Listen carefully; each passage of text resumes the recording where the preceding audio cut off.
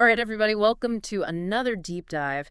Today we're tackling something pretty big, actually. Yeah, we're going deep on this one. U.S. intervention in foreign governments. Now, you might think you know the basics, but trust me, there's always more to uncover. Always. And to guide our exploration, we're turning to a fascinating article from History.com titled 10 Times America Helped Overthrow a Foreign Government. And get this, right off the bat, the article throws us a curveball. Oh, how so? It doesn't start overseas, with all the usual suspects. It doesn't. Where does it start then? It starts right here in North America.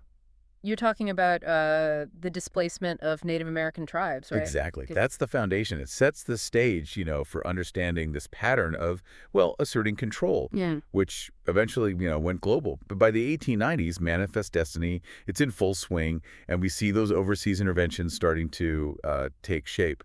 And honestly, the story of Hawaii, 1893, it's almost unbelievable. Yeah, I remember reading about that. A group of businessmen, essentially, they orchestrated a coup, right, against Queen Liliuokalani. It's wild. They forced her brother years earlier to sign a new constitution at gunpoint.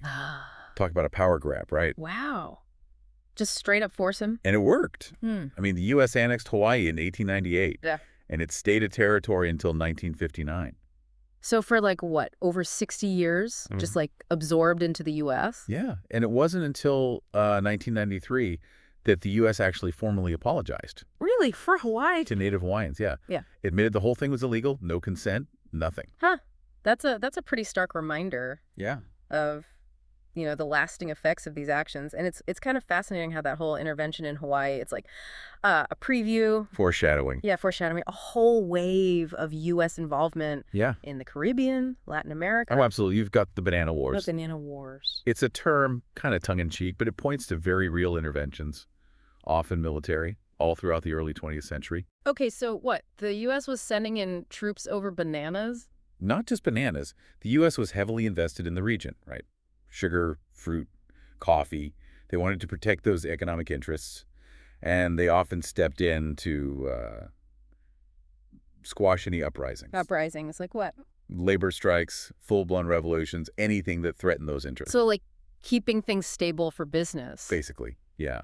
And speaking of, a revolving door of intervention, Cuba's got to take center stage here. Mm. Feels like ever since the Spanish-American War in 1898, the U.S. has been entangled there. Yeah, that's a long history. Backing Fulgencio Batista's coup in 1933, that was big.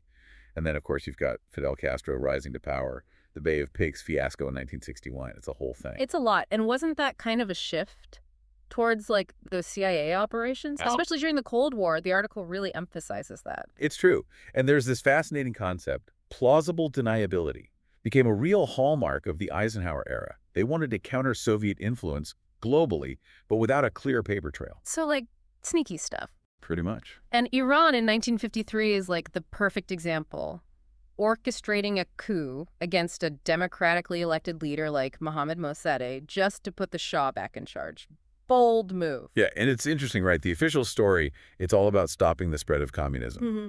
But then there's this other argument that it was actually about securing U.S. oil interests. Oh, so maybe not so selfless after all. It makes you wonder about the real motivations, right? Yeah, it's rarely just black and white. Definitely not. And then just a year later, you've got the CIA backing another overthrow, another democratically elected leader, Jacobo Arbenz in Guatemala. No, that one's a wild ride. The United Fruit Company, they had huge land holdings in Guatemala, right? They played a key role. United Fruit Company. Bananas, yeah. And get this, high-ranking U.S. officials, the Dulles brothers, one the Secretary of State, the other the CIA director. No way. They were connected to the company, directly. So you've got business interests and government all tangled up. It gets messy. Very messy. And speaking of messy, we can't forget the Congo, early 1960s, all that chaos after independence from Belgium. The assassination of Patrice Lumumba, their first prime minister, pivotal event. And, well, the CIA's fingerprints are all over it. So the CIA was involved in his assassination. It's complicated, but they were definitely operating in the shadows there. And, driven by those Cold War fears, fear of Soviet influence, the CIA basically helped pave the way for Mobutu Sese Seko. Who was that? He became a dictator ruled for decades. Oh, wow. So like the opposite of what they were supposedly trying to achieve. It's a sobering reminder about the unintended consequences. You intervene, and sometimes, well, things go in a completely different direction. It really makes you think, doesn't it? This whole spreading democracy thing. Yeah, especially when you see these patterns, propping up dictators, just to counter Soviet influence. Exactly. And you can't talk about U.S. intervention during the Cold War without, well, without Vietnam.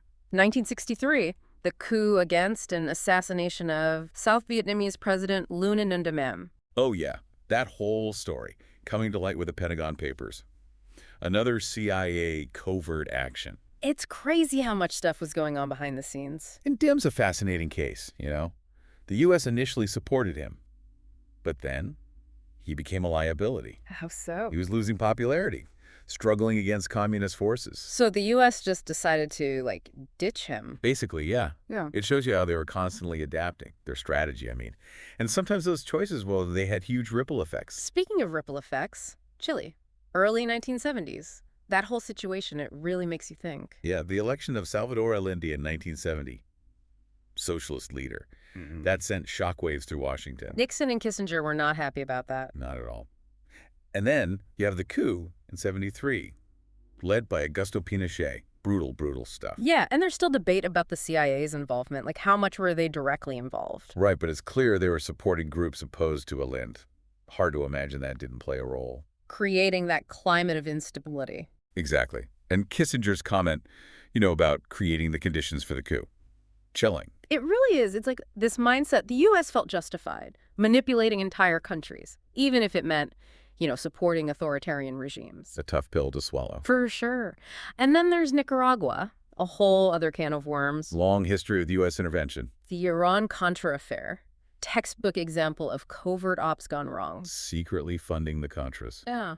To fight the Sandinista government. Yeah. Huge scandal.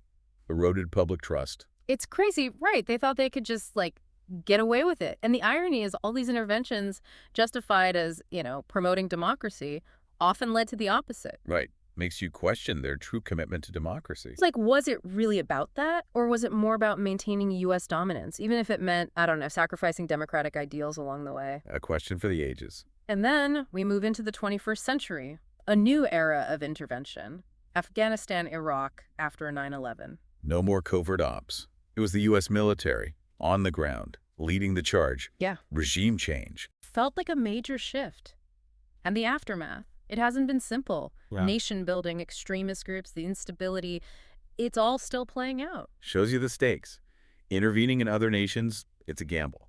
Sometimes, even with the best intentions, you end up creating more problems than you solve. It's a lot to process. This whole deep dive, it's really opened my eyes to the sheer scope, the complexity of U.S. interventionism. So many contradictions, unintended consequences, Yeah. lingering questions. What strikes me is, how often these interventions were framed as, necessary for national security, spreading democracy. Right, but then you dig deeper, and it's a more complicated story. Economic interest, Cold War anxieties, this desire for global dominance. It really challenges those simple narratives, The ones we often hear. Makes you wonder, where do we go from here? What lessons can we learn from this as we navigate, this increasingly interconnected world? With all these new global challenges, it really does make you think about the balance, Yeah. Protecting U.S. interests versus respecting other nations' sovereignty. Is there a way to reconcile those two? That's the big question, isn't it? And I don't know, I don't think there's a simple answer. Yeah. But maybe by understanding the past, all the complexities, we can start having better conversations, more informed, more nuanced, about the role of the U.S. on the global stage. We got to move beyond those simple narratives, good guys, bad guys. It's messier than that. Way messier. Yeah. And I think that's a key takeaway for our listeners, cultivating that critical lens, not just accepting the narratives, but digging deeper, considering different perspectives, understanding those hidden motivations, the consequences. Absolutely. And that includes, questioning the narratives coming from our own government. We got to be able to look at our own history critically and acknowledge when U.S. intervention has fallen short or even caused more harm than good. Right. So as we wrap up this deep dive, what's the one thing you want our listeners to walk away with, that final thought, I would say this.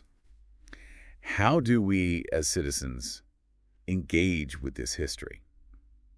How do we hold our leaders accountable for their decisions, past and present?